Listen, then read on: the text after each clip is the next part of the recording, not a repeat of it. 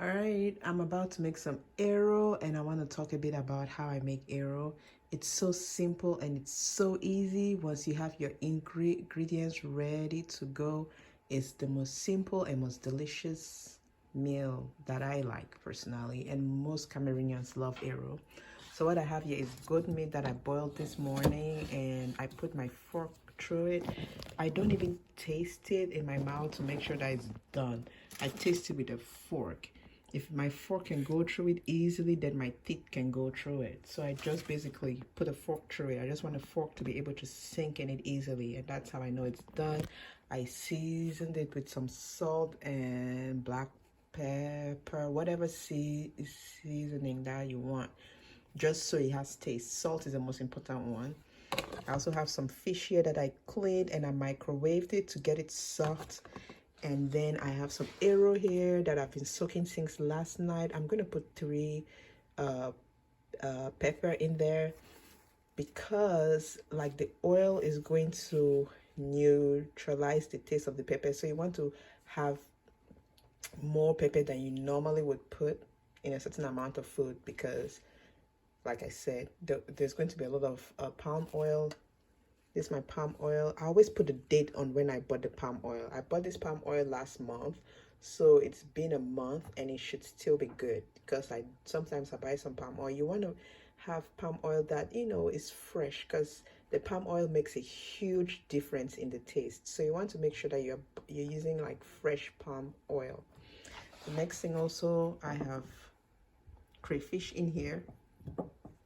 So before I use the crayfish, what I'm going to do is I'm going to put it in a coffee grinder and blend it so it's soft. You want it to really be soft so it blends in seamlessly. Another thing too that I like to use is snails. A little bit of snails because it's a relatively small amount and I'm using a lot of different meats, so I'm just using a little bit of each. And then we cannot forget some spinach. I'm going to use this and this leftover one that I used last time, and in order to make the spinach to really taste good, you want to blend it as well, but not over blend it. You just want to blend it until it just starts to get soft, and then you bring it out of your blender and you drain it. Trust me, that really makes the arrow really slide in your mouth so easily. So you want to blend it. I also did not mention that I'm mainly going to be using salt. I have some Himalayan salt in here that I've been crushing. So I have some salt. And when it comes to arrow, it's better to use salt. Like you want to use more salt and less Maggi cubes.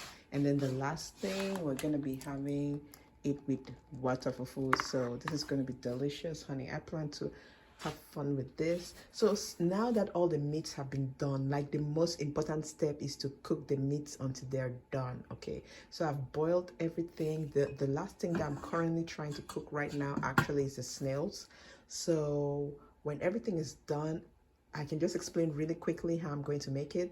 I'm going to start with the oil and put in a pot until it like kind of melts down, so to speak, and then I'm going to blend that right there and squeeze water out of it, and then I'm going to put in a pot with the oil and start to mix it. And then you can add your meat, your fish, your snails, and start to mix everything.